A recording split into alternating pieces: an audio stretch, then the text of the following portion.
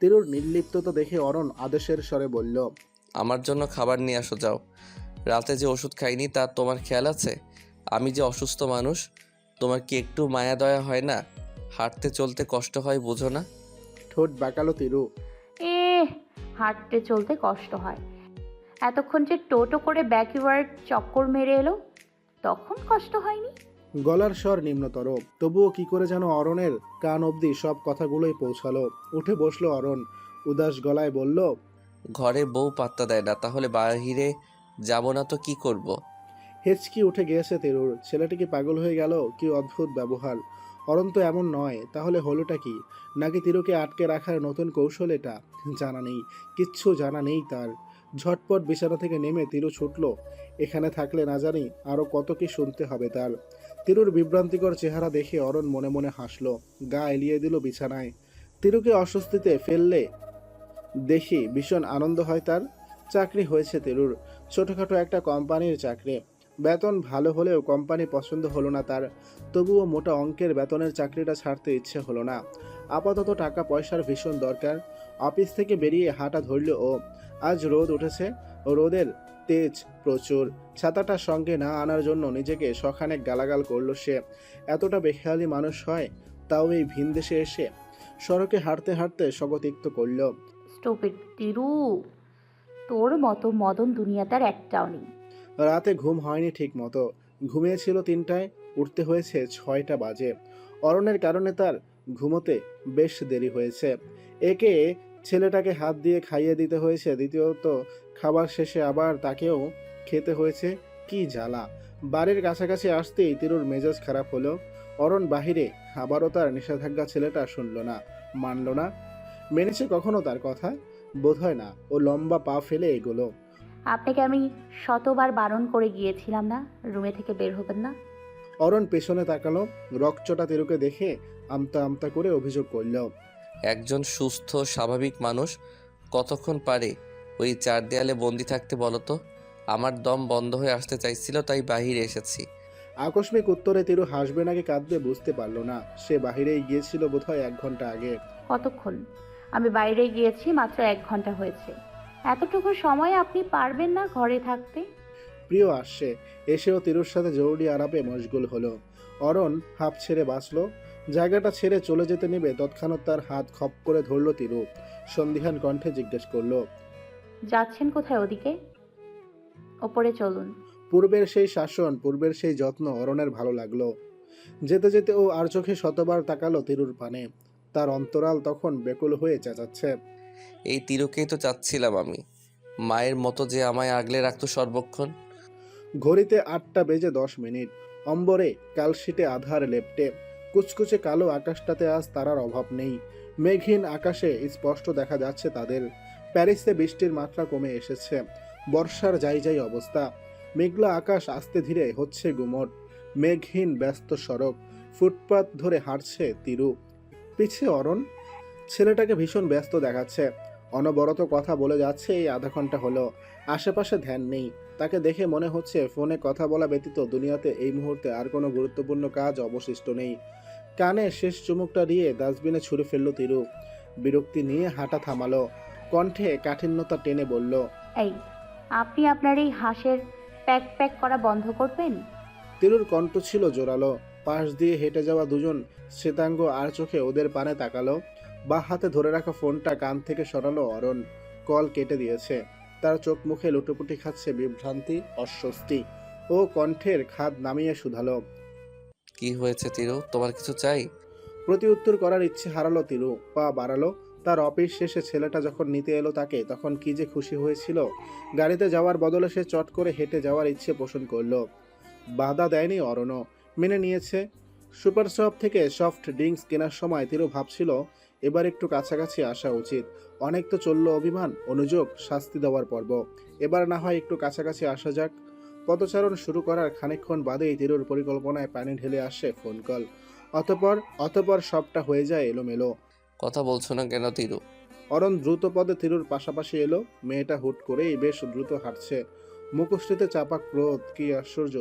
এতটুকু সময়ের মাঝে হলোটা কি এই মেয়ের? ভাবনাকালীন অরণের হুঁশ এলো তিরুর কর্কশ কণ্ঠ শুনে। আমি কি কোনো টকিং মেশিন যে অযথা পকপক করেই যাব? থতমত খায় অরণ। সুধায়, তা বলিনি, কিন্তু তোমাকে কিছু জিজ্ঞেস করেছি আমি এর আগে, উত্তর দাওনি। রাস্তায় গাড়ি চলাচল কম, এদিকটায় তেমন গাড়ি চোখে পড়ে না, সড়কটা ফাঁকাই থাকে বেশিরভাগ সময়ে। তিরু আনমনে হাঁটছিল। আচানক অনেকদিন আগের ঘটে যাওয়া ঘটনা মনে পড়ল তার। চঞ্চল হলো তার মন। অতশত না ভেবে ও চট করে জিজ্ঞেস করলো, আপনি কি আমার কাছে কোনো কিছু লুকাচ্ছেন অরুণ? এমন কোনো বিষয় যা আমি জানি না? গলদেশ শুকিয়ে এলো অরণের। বলল, হঠাৎ এই কথা বলছো কেন তিরু? তোমায় কেউ কি কিছু বলেছে নাকি? কেউ কিছু বলেনি, তবে আপনিই বলেছেন। আমি? জি। আপনার সেদিন জ্বর ছিল, বেশ আগের কথা এটা।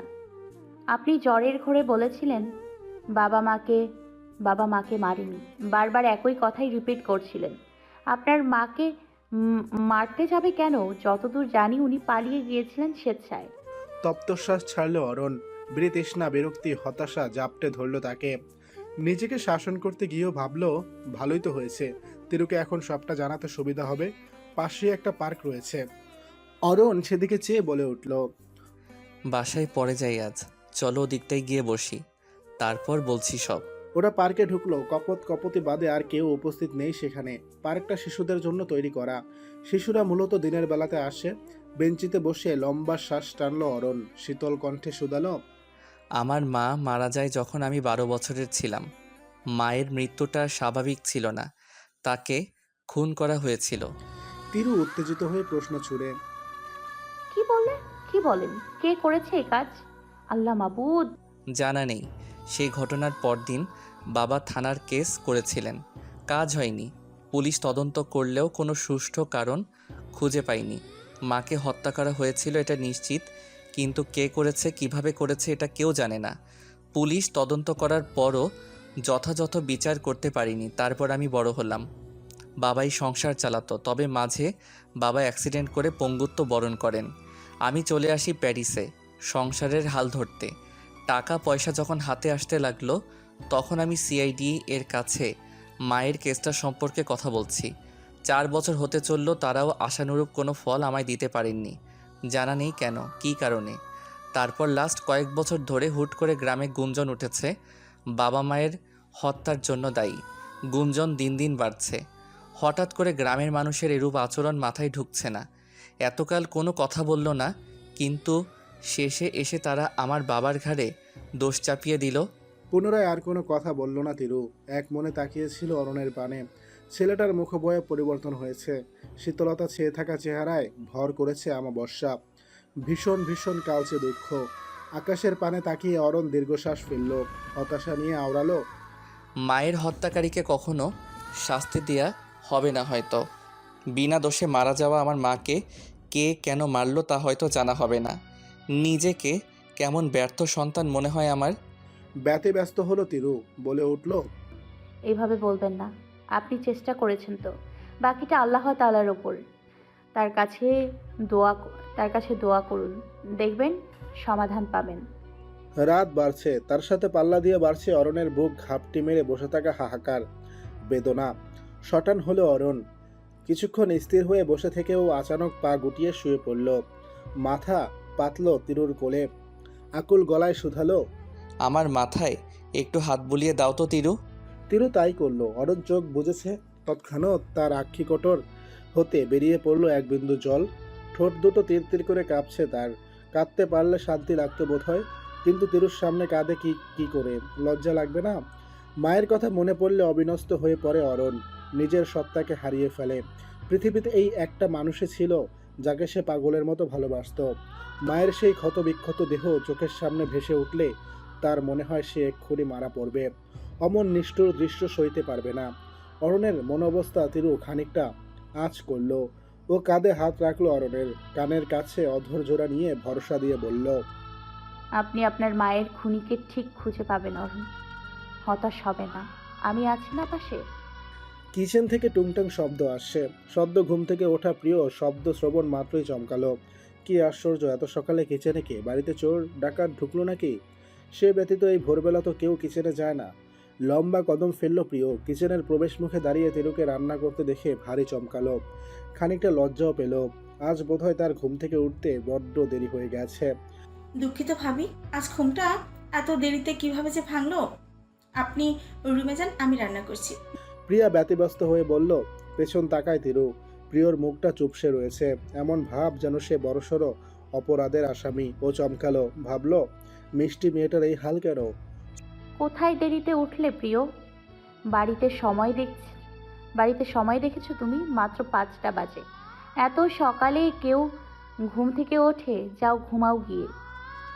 আজকে আমি রান্না করব। ছটফটিয়ে উঠল প্রিয়, বলল। না না ভাবি, তা কি করে হয়?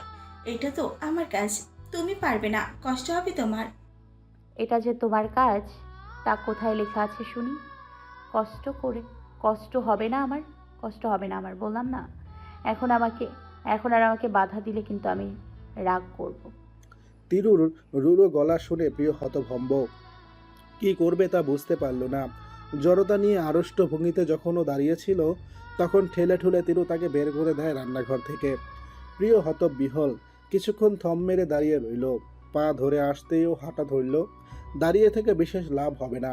তিরুকে পুনরায় ডাকার পর যদি রেগে যায়, সংসারটাকে আগলে ধরা দরকার, নিজের মতো করে গুছিয়ে নেওয়ার দরকার, সব কিছু পরিপাটি করা দরকার। ভাবনাগুলো মাথায় ঘুরছিল বেশ কয়েকদিন যাবৎ, কিন্তু কোথায় যেন জড়তা একগাদা সংকোচের পাহাড়। অবশেষে পাহাড় ডিঙিয়ে সবকিছু আগলে ধরার পালা। তিরু ঘুম থেকে উঠে লেগে পড়েছে কাজে। ও অনেকদিন যাবৎ ভেবেছে এই সংসারটা তার পক্ষে ছাড়া সম্ভব নয়।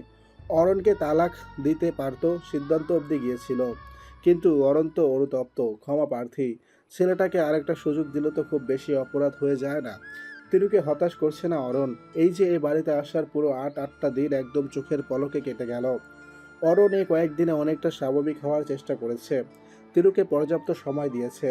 চাপা স্বভাবের মানুষটা কথা না বলুক, অন্তত বাড়ি ফিরে খোঁজ খবর নিয়েছে। এতটুকুই তো যথেষ্ট। সময়ের সাথে সাথে হয়তোবা অরণের আরও উন্নতি হবে, আরেকটু স্বাভাবিক হয়ে কাছাকাছি আসবে। তুমি? পেছন হতে ছিটকে এলো বিস্ময় ভরা কণ্ঠস্বর। হাত ধুয়ে ঘাড় ফিরে তাকালো তিরু। ফর্মাল ড্রেস পরে পরিপাটি হয়ে দাঁড়িয়ে অরণ, চোখে মুখে তার উপচে পড়া অবকাতার রেশ। তিরু এগিয়ে গেল, ভ্রু দুটো কুঁচকে বলল। আমি এত অবাক হওয়ার কি আছে? আশ্চর্য তো। আমি কি কিচেনে আসতে পারি না? আসা নিষেধ নাকি? আমতা আমতা করলে অরণ। না, তেমন না বিষয়টা। আগে কখনো দেখিনি তো, তাই আর কি। তুমি রান্না করছো কেন? প্রিয় কোথায়? অসুস্থ নাকি? প্রিয় ঠিক আছে, অসুস্থ নয়। ওকে আমি উপরে পাঠিয়ে দিয়েছি। এখন থেকে এ বাড়ির রান্না আমিই করব ভাবছি। অরণ সন্দিহান কণ্ঠে জিজ্ঞেস করলো। রান্না পারো তো? আমি কিন্তু কোনো অখাদ্য কুখাদ্য খেতে পারবো না। কান লাল হলো তিরুর। ছেলেটা তাকে মুখের উপর অপমান করে দিল। ও রুড়ো গলায় বলে উঠল। খেয়ে তারপর মন্তব্য করুন। আগেই নেগেটিভিটি আনছেন কেন মাথায়? অরণ বলল না কিছু। কিছুক্ষণ কপালে ভাঁজ ফেলে তাকিয়ে খাবার টেবিলে গিয়ে বসলো। প্রিয় অন্তে এলো বাদেই। তিরুর খাবার সার্ভ করার পর টুকটাক কথা চলল তাদের ভিতর। খাওয়া শুরু করতেই তিরুর তার নজর আটকালো অরণের মাঝে। অরণ কথা না বলে চুপচাপ খাচ্ছে। প্রিয় অন্তিক দুজনেই তিরুর হাতের রান্নার প্রশংসা করলেও মৌন অরণ। শেষ অবধি সে মৌনতাকে আঁকড়ে ধরে রইল। খারাপ লাগলো তিরুর। 2-4টা ভালো হোক কি মন্দ কথা বললে কি এমন হতো? খাওয়া দাওয়ার পর্ব চুকিয়ে অরণ তারা দেখিয়ে অন্তিককে নিয়ে চলে যায়। সেদিকে ভগ্ন হৃদয়ে তাকিয়ে থাকে তিরু। তার মনোবস্থা বোধহয় বুঝতে পারল প্রিয়। এগিয়ে এসে কাঁধে হাত রেখে নম্র গলায় শুধালো। অরুণ ভাই কিছু বললো না দেখে মন খারাপ করো না তো ভাবি। ভাই এমনই, অনুভূতি প্রকাশ করতে জানে না। সেই কয়েক বছর ধরেই দেখে আসছি। অস্বস্তিতে পড়ল তিরু। প্রিয়তার মন পড়ল কি করে? ইস, ভারী লজ্জা লাগছে এখন। সে কখনো কাউকে তার মনের কথা জানতে দেয় না, বুঝতে দিতে চায় না।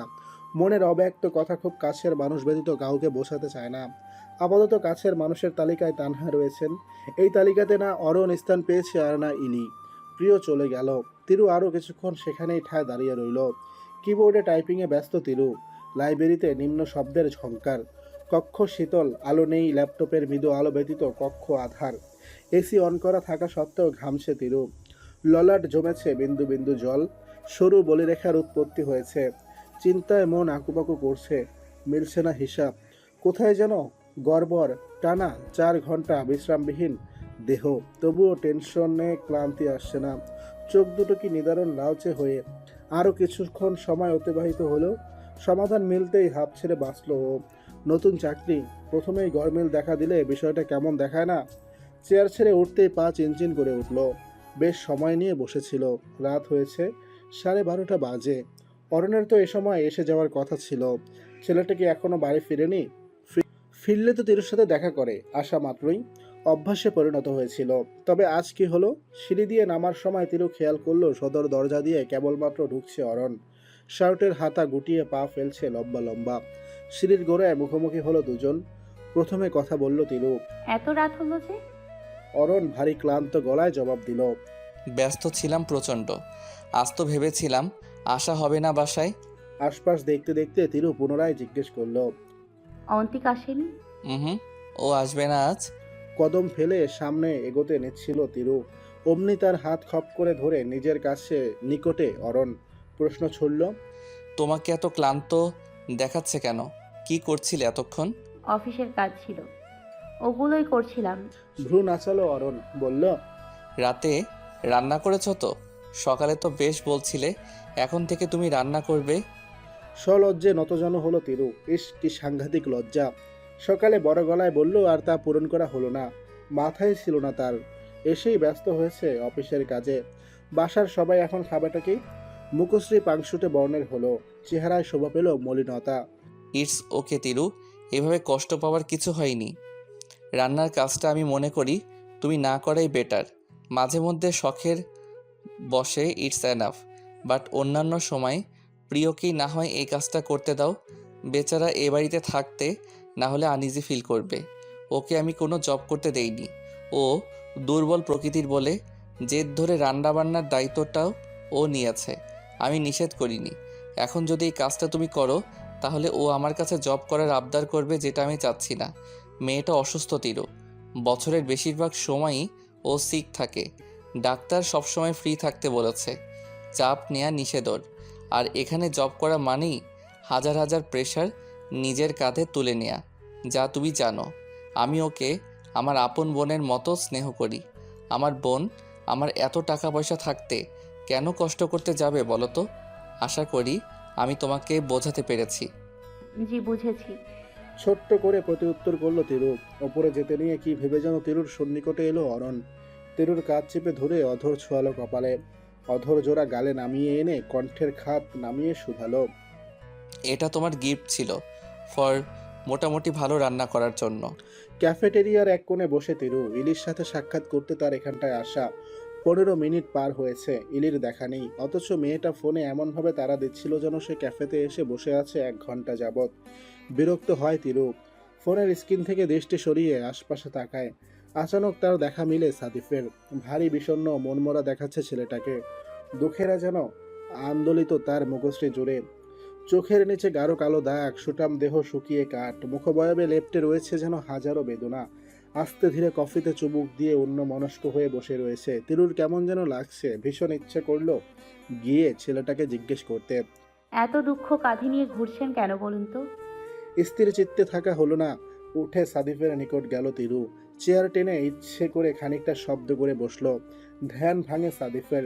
তিরুকে দেখে ভীষণ ইতস্তত বোধ করে শুধায়। আরে আপনি কেমন আছেন? সাদিফের অস্বস্তি লক্ষ্য করলো তিরু। কপালে ভাঁজ পড়ল তার। বলে উঠল। ভালোই আছি, কিন্তু আপনাকে দেখে তো মনে হচ্ছে আপনি একদমই ভালো নেই। কি ব্যাপার? সাদিফ হাসার চেষ্টা করলো। কই, আমি তো ভালোই আছি। মিথ্যা বলবেন না সাদিফ। আপনার চেহারা দেখে স্পষ্ট বোঝা যাচ্ছে আপনি ঠিক নেই। এমনকি এখন আপনাকে ছোট্ট একটা বাচ্চা দেখলেও সেও বলে দিতে পারবে আপনি আপসেট। কি হয়েছে খুলে বলুন আমায়। আমি তো আপনাকে হেল্প করতেও পারি নাকি?